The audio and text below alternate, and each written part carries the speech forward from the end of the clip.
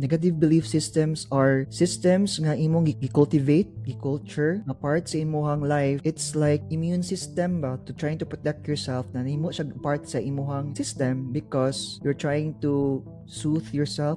Mo ni siya ang mga beliefs na to sa tong self gani na dili na to mabantayan. It kind of works below our own conscious awareness, and it's becoming a habit, or like it's autonomous na ba.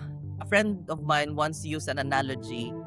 If you try to wear red sunglasses, everything that you would see are just red flags. So that red sunglasses that you have is actually your negative belief system. This is a very good example in the social media age, no?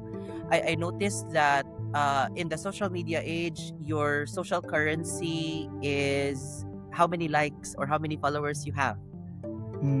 And that number actually dictates how beautiful, how pretty you are.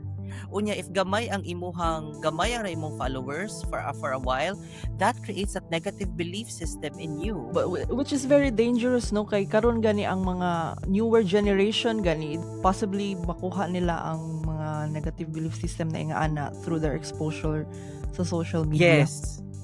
I'm pretty sure you as audience, the reason why you're listening in this podcast or to this podcast is you want to manifest, diba?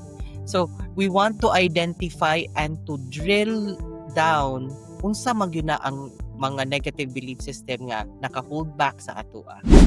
Diba?